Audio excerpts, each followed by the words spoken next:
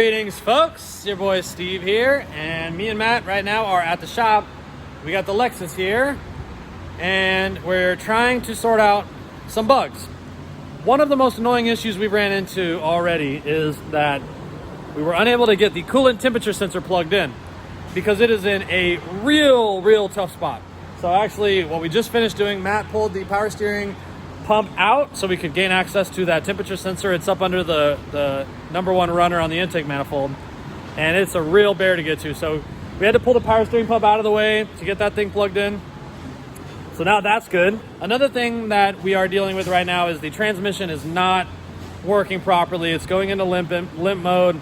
And one thing that I'm trying now is, so initially I had cut the crank sensor wiring that goes to the stock ECM, snipped it at the ECM and just ran it straight to the Mega Squirt. But what I think might be contributing to our lack of transmission function is that the stock ECM does not know that the engine is running because it's not getting that signal.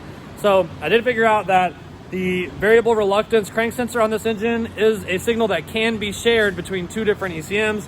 So what I've done is I went ahead and re-snipped that circuit and I teed in the stock ECM circuit. So now both ECMs should see the crank signal, and then the cam signal is still going to the stock ECM also, because I can't use it for the Mega Squirt. So we're not ever going to use that sensor with this ECM. So those are the changes we've made. Hopefully the car starts and gets crank signal. Once it does, we'll find out if the transmission is going to work properly.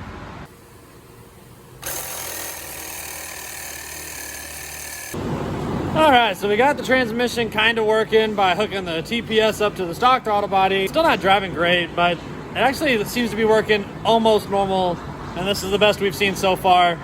Still needs a ton of tuning. Wasn't able to rev up past like 2,000 RPMs barely, but it's moving under its own power. But it does move. So it's moving now. So we're gonna go ahead and move forward with some plans that we were hoping to get accomplished. So we've been driving it like this, you know. So the turbine or the compressor housing has been totally off, and it's just been spinning. It's probably not good for it to. It might be causing an overspool or something. I don't know. Anyway, so now we're hooking up our intercooler piping because we got things working kind of okay. Yeah, they're working kind of okay. So I got Matt working on the cold side of the intercooler piping. What we got going on here? Well, it's pretty much done. It kind of all just fell right into place. Luckily, we have this giant, nice 90 to 2 inch. 90 to 2.5. That was tough to find, dude. Yeah. That's a rare piece. Thank God. One of few in the world, I suppose. But that actually made it really easy just to slip right down between the harness and right by the ECM. We have this nice long 90, which kind of just worked perfectly. Perfectly straight up to the intercooler, intercooler. all the ECM wiring and everything. Yeah. And it really just came together beautifully. It's pretty simple. So now I just got to cut a little chunk right here, go from the intercooler to the charge pipe, and then we're gonna be gravy, baby. You want to make sure you leave plenty of length on this side too, because there's not gonna be a lip. And I'll show you how we can put a lip on it. So just make sure you have at least enough to like slide deep into that coupler, and I got a little trick to put a lip on it. And this side's already almost done. This side is quite a bit more complicated. So that's what I'm working on now. And right now, what I have going on is I'm chopping off all the extra snout off of the compressor housing because we have a very sharp turn to make. So it's thick, big, pain in the ass metal to cut, but I'm chopping this whole smooth section off, and I'm gonna be welding a high cut 90 off of the end of the compressor housing. That's the only way we're gonna be able to make that hard turn. So that'll be next. All right, so I began making my pie cut turn. Ignore my hideous welds. Basically all I'm doing here is I know I need to make a 90-degree turn. It has to be tight. So I've cut 15 degrees. So this was just a straight. Cut 15 degrees here, cut 15 degrees over here. So a grand total of 30 degrees. And since it's 30 degrees, I'm trying to go 90. I just have 3 pie cuts. So I already have one welded on there, as you can see here. And then this one, I'm gonna weld on just like that. And you can see I drew that little line to help me get all lined up on the table. And so now I'm just gonna weld that. And then the third one, boom, I'm gonna go right there. And it's gonna allow, that way I can run a straight or whatever I need to. We're gonna have to cut a hole here. It's gonna go down there, come out here, and then come around and right into here. And so Matt's already got this side done. And that's gonna be just fine. All I need to do is weld in the bung for the intake air temp sensor. And of course I forgot that bung at home, so that's not gonna happen tonight. But I can do that anytime. now that once we get all the piping in, it'll be easy to kind of remove things, put them back on. And then the blow-off valve, probably just put like right here on this section of pipe. There. So Matt's back here just cleaning up all the material off of that my next pie cut. And I'm gonna go ahead and weld this puppy on there. It's getting nice, cooling down slightly. The little fan's doing the best it can. I appreciate it. So we got the 90 is welded onto the turbo. When this puppy's installed, our compressor is just gonna point right up to this hole that Matthew cut. Hi, how are you? Very effectively.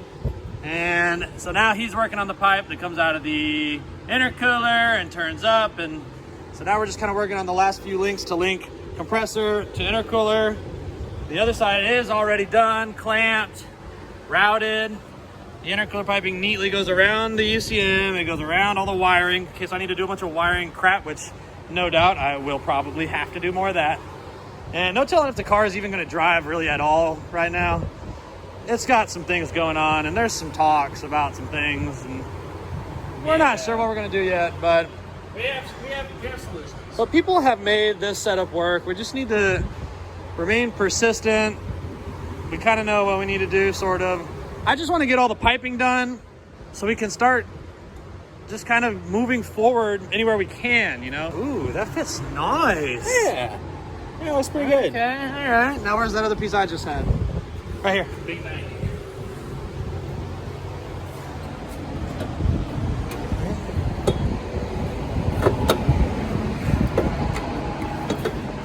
That'll slide in a bunch more, won't it? Yeah. Ah, there we go. All right. Sweet. That looks happy. So right there, we just need like a rubber 90 to go down, and then we'll have a single piece to connect the compressor to the pipe. Beautiful. So while Matt starts putting clamps on these couplers down here, I'm gonna go ahead and start bolting up the compressor to the Derbski. Yes, sir. Actually, we need to put a blow-off valve somewhere. I think it's probably gonna need to be in this pipe right here. I might just put it right here. Yeah? So don't put a clamp on this one yet. Okay. But you can go ahead and put clamp here. Yep. And yeah. Whoa. All right, so this is the last piece of the puzzle that we had to make. Baby. Just got the, I'll show you this weld because it actually went okay. This one went pretty good. Blow-off valve. Looking good. Welded up, and that will be the one to go to our compressor, and that's the one that makes all the noise. So we are pretty much there. Matt's been working on this little small elbow that's going to go right here and connect those two bad boys together. Honestly, was hoping to use less couplers, but since both sides have to go through the body, You don't have much of a choice. I mean, we kind of have to have places where we can take it apart. You know, it'd be a huge pain in the ass to have to pretzel that bitch all the way through the body. You might want to, Yeah, I think I'm gonna have to like, put that clamp on this one and then feed it down the hole. I don't know. This thing's starting to look cool. I think we did some good work tonight, bro. The only thing that is left to do with the piping is install the intake temp sensor right here, and I can do that later. I'll do that later, no big deal. Please do that later. I don't even have the bung, so as much as I'd like to keep you here all night with me. Ooh. Ooh. Oh, baby, that looks great. Aren't you glad we went with that curved pipe instead of a Yeah, straight you one? were right. The 45 was the way to go. That is money, dude. Looking good. Money, dude. Throw some clamps on it and see if we can make some turbo noises. So here's what the car is doing. So it's idling kind of high, first of all, but see, you can hear it's kind of like popping. Just kind of has like a persistent, just rumbly pop to it at all times. But the real problem is it's totally breaking up at 3,500.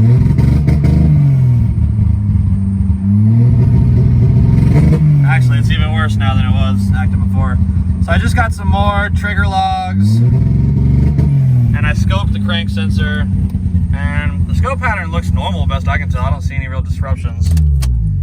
But I'm gonna get those submitted to my DIY or my Mega Squirt support fella and see if he can kind of help me with that. The weird thing was when so I thought this problem started when I connected the stock ECM in like teed into the crank signal for the Mega Squirt, that's when I thought the breakup started. But just now I disconnected that circuit and it was actually worse. It was losing sync just at idle, and it was going like super lean because it kept losing sync, and it was just like cutting in and out of sync. So then I just twisted those wires back together real quick for the meantime, just to move it out here, and it started running better. But it's still running probably worse now than it was this morning before I did anything. So there's definitely something going on in that wiring area, that every time I screw with something, every time I move something, it's changing how it's acting. So that's what I'm gonna need to find out. All right, so that's gonna do it for this week. What did we get done? Well, we got a lot done. Main thing that we got done was got the intercooler completely piped in. Had to do a lot to get it there, but everything's happy with that. Transmission is on its way to working fully. Better, a little it's better. Yeah, we got a little bit of tuning to do, but we definitely got the majority of the physical labor part, like putting things together, installing aftermarket parts, which is really the hardest part, the fab work and everything. Most of that is done. As you can see, bumper fits nice and flush still, which is awesome. You'd never know. Thing was there. You'd never know. We discovered a couple little things. So while the transmission is working better, we weren't able to do much road testing because the Mega Squirt is losing sync at like 2,500 RPMs. It's just totally breaking up. And it just totally breaks apart. Like, it's like it hits a wall. It's like two-step, basically, which is cool because we were making some poppy boys, but it's probably really bad to do that. So we probably won't do that anymore until we get it figured out. Yeah. So I did get some data logs, and I got some toothed wheel trigger logs that I can put up on the forum and see if anyone can tell me what the hell we did wrong. I think I had it all set up right, but you never know. Yeah. You know, every build's a little different. It's always going to take a little bit of work. We're always learning.